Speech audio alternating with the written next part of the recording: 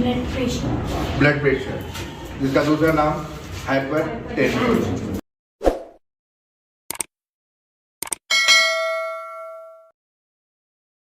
तो हाइपरटेंशन की डेफिनेशन क्या है? Total pressure of circulatory blood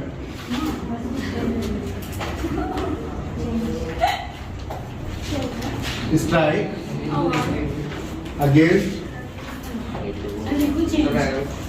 walls of arteries is called blood pressure। अब हाइपरटेंशन की डेफिनेशन क्या है कि the total pressure of your circulatory blood जो स्ट्राइक करे आपके वॉल्स ऑफ किसकी? आर्टरीज की, उसको हम कहते हैं ब्लड प्रेशर। इसको थोड़ा और डेमो करके समझते हैं। सपोज करते हैं कि आपके पास ये आर्म है, ठीक है। अब यहाँ पे आपके पास वेन्स आती होंगी, ठीक है। तो वेन्स आती होंगी, तो जितना ब्लड आपका इस वेन पे आ रहा होगा, इस वेन में आते इन वॉल से टकराएगा, ठीक है। तो जितना इस प्रेशर के साथ टकराएगा हम उसको कहेंगे ब्लड प्रेशर। समझ में? अब हम ब्लड प्रेशर की डेफिनेशन किसको समझ में नहीं आई? क्या है? The total pressure of your circulatory blood, यानी जो भी ब्लड आपकी हार्ट पंप कर रही है, पूरी बॉडी में सर्कुलेशन हो रही है, उस जो है सर्कुलेशन में जो प्रेशर बन रहा है आपकी आर्टरीज में, आपके ब्लड को जो है वाल्स में टकराती है, तो वो एक प्रेशर बनता है जिसको हम कहते हैं ब्लड प्रेशर। क्लियर?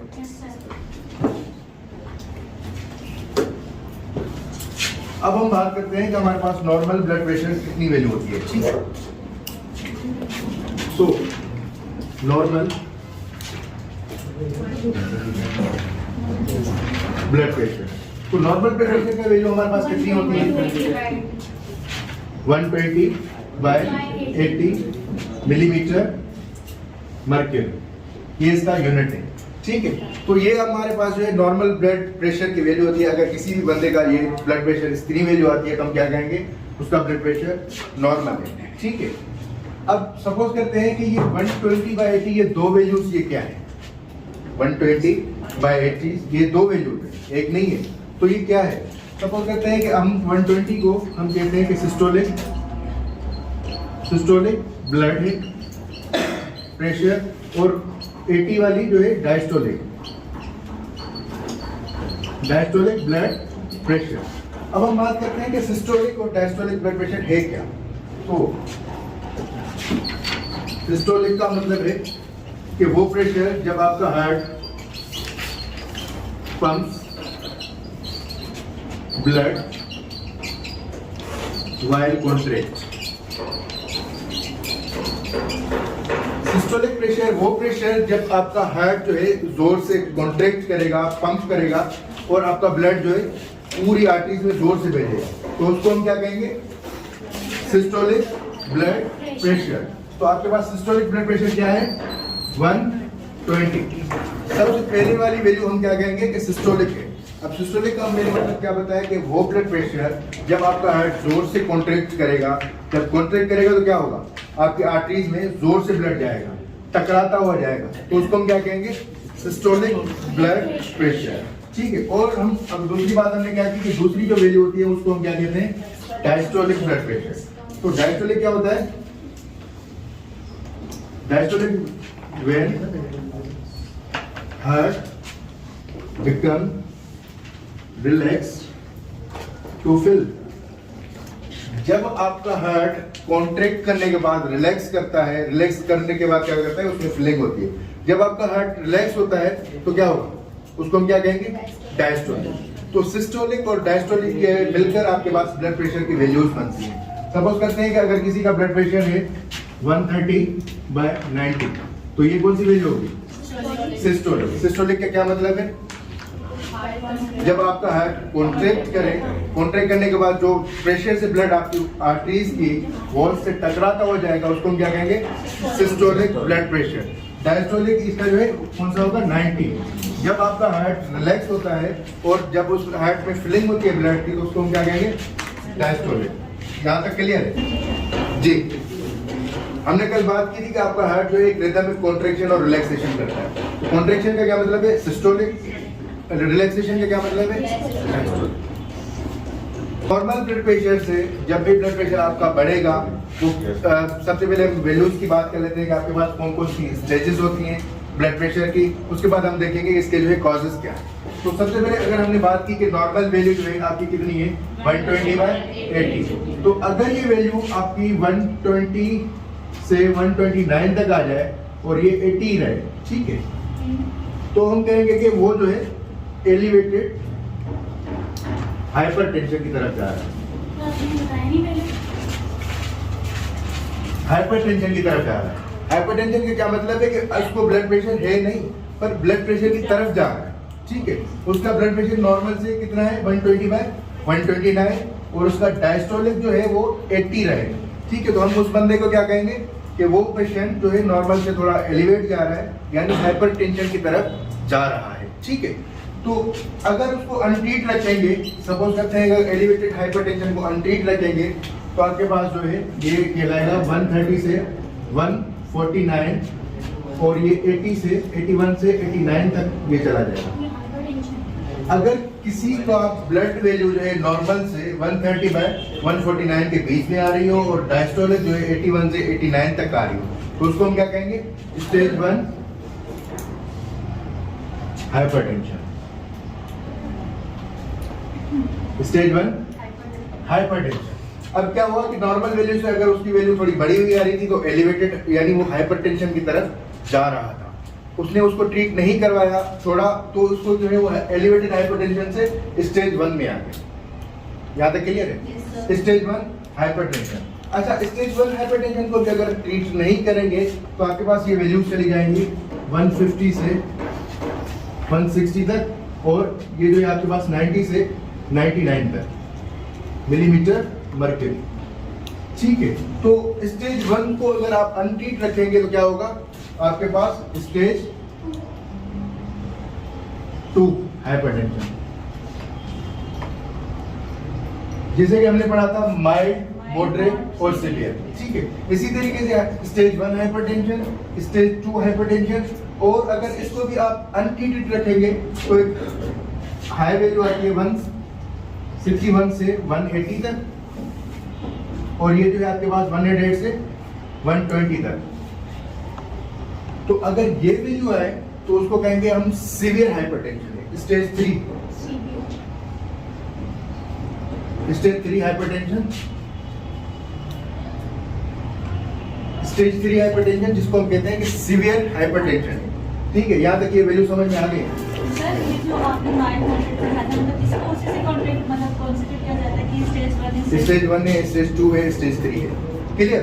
तो नॉर्मल ब्लड वैल्यू के हिसाब से हम देखेंगे नॉर्मल ये होता है और नॉर्मल के बाद जो है ये वैल्यूज अगर आए तो अगर ये एलिवेटेड की तरफ आ रहा है तो उसको क्या कहेंगे? इसको हाइपरटेंशन है नहीं बट उसकी तरफ जा रहा है, ठीक है। अगर 130 से 149 और डायस्टोलिक जो है आपके पास 81 से 89 तक आए तो ये क्या कहेंगे आप? Stage 1 hypertension. अगर आपके पास 150 से 160 और डायस्टोलिक 90 से 99 तक आए तो क्या कहेंगे हम? स्टेज 2।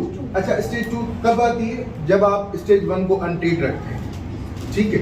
स्टेज 1 कब आती है? जब आप जो है एलिवेट को अनट्रीट रखते हैं। आपका नॉर्मल ब्लड प्रेशर बढ़ा हुआ होता है तो आप उसको ट्रीट नहीं करवाएंगे तो आहिस्ता आहिस्ता बढ़ेगा, ठीक है। यहाँ तक कोई सवाल? सर जो लास्ट स्टेज था इसके अगर इसको ट्रीट ना किया जाए तो इसके बाद कॉम्प्लिकेशन होना शुरू हो जाएगी। इसके बाद आपको कॉम्प्लिकेशन होना शुरू हो जाएगी। अब हम आगे बात करेंगे कौन कौन सी कॉम्प्लिकेशंस होती हैं तो वो हम डिस्कस करेंगे आगे। ये सारे हाइपरटेंशन, ठीक है। हाइपरटेंशन होता क्यों है, किन लोगों को होता है, ठीक है। तो इसके कॉजेज हम पढ़ते हैं कि हाइपरटेंशन किन लोगों को होता है। तो नंबर 1 इसका प्राइमरी कॉज जो है वो अननोन है, ठीक है। प्राइमरी कॉज यानी जो है वो अननोन है, यानी किसी को पता ही नहीं लगा कि वो हाइपरटेंशन उसको क्यों हो रहा है, ठीक है। अगर हम रिस्क फैक्टर की बात करें या दूसरे सेकेंडरी फैक्टर्स की बात करें तो प्राइमरी तो इसका अननोन है, ठीक है। सेकेंडरी फैक्टर्स की बात करें, सेकेंडरी कॉजेज, तो नंबर 1 में आपके पास क्या आता है? जो अनहेल्दी लाइफस्टाइल है।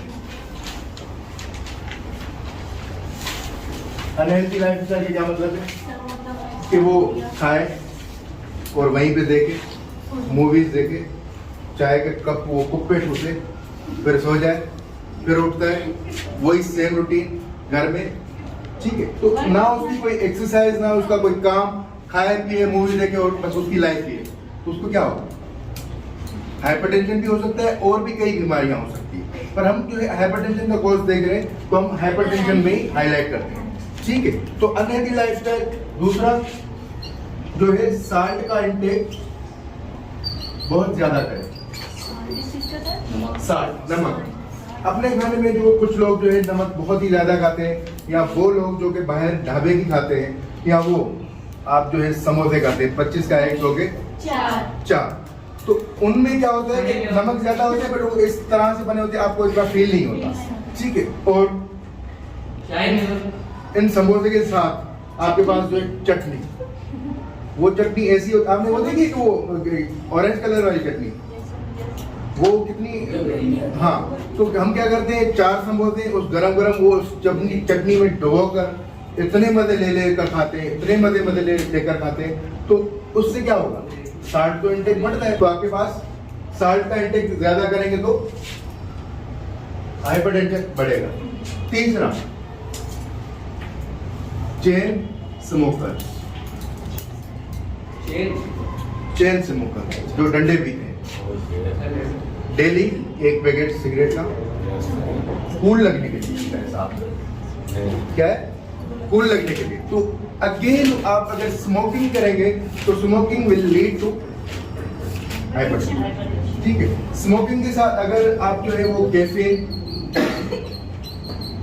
कॉफी, अगर इसका भी इंटेक ज्यादा करेंगे तो आपके पास हाइपरटेंशन होने के चांसेस बहुत ही ज्यादा है। यहाँ तक कोई सवाल क्लियर? तो अगर कोई स्मोकिंग करता है तो उसको भी हाइपरटेंशन के चांसेस होना बहुत ही ज्यादा है। अगर चौथे नंबर पे बात करें इसके कॉज की, तो जो अल्कोहल पीते हैं,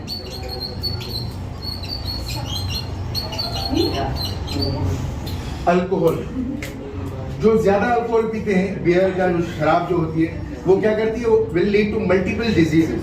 सबसे पहले आपका लिवर खत्म करेगी। लिवर में क्या होता है कि सबसे पहले फैटी लिवर हो जाता है, फैटी लिवर के बाद लिवर सिरोसिस, उसका जो है लिवर सुकड़ जाता है। इसके अलावा वो क्या होता है कि आपके पास हाइपरटेंशन के चांसेस बहुत ज्यादा होते हैं। इसके अलावा 5वीं कॉज की बात करें तो आपके पास ओवर एज 65, जिसकी भी एज 65 से ऊपर होगी और अगर उसका लाइफस्टाइल मेंटेन नहीं होगा तो उसको हाइपरटेंशन होना ही होना है। क्लियर? गुड। छठा, जिनकी हेरिडिटी में होगा। हेरिडिटी से, हेरिडिटी का क्या मतलब है कि अगर उसके बाप को था, उसके बाप और उसके बाप, एंसेस्टर, बाप के बाप, बाप के बाप और बाप, खानदान, अगर उनमें जो ब्लड प्रेशर की बीमारी है तो ऑफस्प्रिंग में आने की जो है वो बहुत ज्यादा चांसेस है कि बच्चे में वो आ सकते हैं। तो ये उनके जो है ब्लड प्रेशर के हमारे पास कॉजेस होता है, यानी इन वजह से जो है वो वजह से आपके पास हाइपरटेंशन हो सकता है।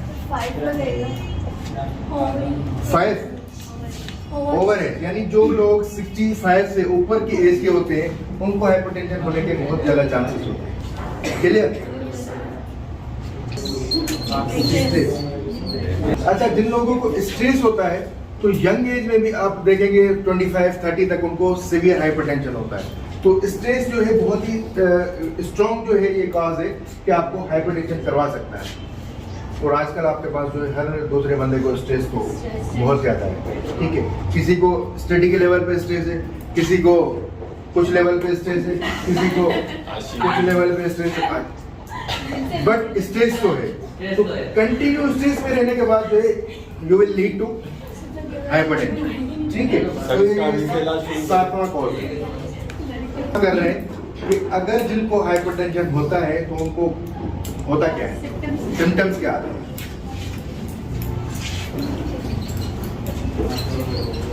सिम्टम्स, तो सबसे पहले जिनको सीवियर हाइपरटेंशन होता है तो उनको डिजीनेस होती है, चक्कर आते हैं। सीवियर पर सर मतलब हाइपरटेंशन थोड़ा लो होता है तो हमको हल्के चक्कर आते हैं, बस सीवियर पे जो है ये आपके सिम्टम्स बहुत ही ज्यादा अपीयर होना शुरू हो जाते हैं। ठीक है, नंबर सेकंड पे आपके पास क्या होता है? ब्लड विजन, सर ये ऊपर आ रहा है, ऊपर तुम्हारा पड़ेगा ज़रा। डिजीनेस। तीसरा आपके पास कौन सा जो है सिम्टम आता है? नोजिया। चौथा आपके पास कौन सा सिम्टम्स आता है? वोमिटिंग आ सकती है। पांचवा जी, पांचवा सर सेकंड का नहीं होगा, सेकंड है ब्लड विजन, उनको नजर में जो है वो धुंधलापन नजर आएगा। ठीक है, फिर आपके पास आता है कि हेडेक। ब्लड प्रेशर वाले बंदे को हेडेक बहुत सीवियर होता है। ठीक है, तो ये उनके पास जो है सिम्टम्स आते हैं कि कौन कौन से? सबसे पहले डिजीनेस, उनको चक्कर आना शुरू हो जाता है। ठीक है, हाँ। उसके बाद ब्लड विजन, ब्लड प्रेशर जिसका बढ़ा हुआ होगा उनको जो है ब्लड विजन यानी धुंधलापन नजर आएगा। ठीक है, तीसरा नोजिया। नोजिया यानी वो जो है वो एक फीलिंग आती है जो कि मुझे जो है वो जैसे कि बंदे को फीलिंग आती है कि मुझे वोमिट आ रही है, आना चाह रही है पर वो बाहर नहीं निकल रही, ऐसी जो है वो मन कर रहा है तो अंदर से, तो उसको हम कहते हैं नोजिया। ठीक है, तो नंबर 4 पे उसको वोमिटिंग होती है। नंबर 5 पे अगर किसको हाइपरटेंशन है तो उसको सीवियर हेडेक होगा। तो ये जो है सिम्टम्स है आपके पास हाइपरटेंशन को। सीवियर हाइपरटेंशन को अनट्रीटेड रखते हैं तो क्या होगा? अनट्रीट रखेंगे तो क्या होगा? सबसे पहले उसकी जो है किडनीज फेल हो जाएगी, किडनी फेल करता है। अगर आप हाइपरटेंशन को ट्रीट नहीं करेंगे तो उसकी नंबर 1 क्या होता है? किडनीज फेल्यूर हो जाता है। नंबर 2 पे क्या होता है? वो दिमाग की नस पर आपके पास जो है रेटिकुलोपैथी आ जाता है, रेटिनोपैथी। रेटिनोपैथी क्या है कि वो आपके पास ब्लड का जो प्रेशर है बहुत ज्यादा होता है, तो आपका ब्लड आपकी जो है आंख में जो आर्टरी के थ्रू आ जाता है, तो पूरी जो है आंख आपकी रेडिश हो जाती है। तो वो क्या है कि हाइपरटेंशन की वजह से ये हो सकता है। तीसरा आपके पास हेमरेजिक स्ट्रोक हो सकता है। अब हेमरेजिक स्ट्रोक क्या है कि दिमाग की नस को फट जाना। क्यों? क्योंकि दिमाग की नस के जो है एक पर्टिकुलर साइज है, आपके पास ब्लड प्रेशर सीवियर सा बहुत ही तेज से आ रहा है तो वो बेयर नहीं कर पाती है और वो फट जाती है, तो उसको हम क्या कहते हैं? Haemorrhagic stroke. ठीक है, इसके अलावा आपके पास जो है वो आर्टियल डैमेजेस भी होते हैं। आर्टियल डैमेजेस किस तरह से होंगे? सपोज करते हैं ये आर्टरी है, इसमें जो नॉर्मल से बहुत तेजी से ब्लड जा रहा है तो इसमें टकराता हो जाएगा। जब इसमें से टकराता हो जाएगा तो इस आर्टरी को जो भी आपके पास जो है आर्टरी, तो वो डैमेज करता हुआ जाएगा। ठीक है, ठीक है जी, यहाँ तक कोई सवाल? आज का लेकर हम यहाँ पर समाप्त करते हैं। नए लेक्चर के साथ अपना रखिएगा बहुत सारा ख्याल। तब तक के लिए अल्लाह हाफ़िज़।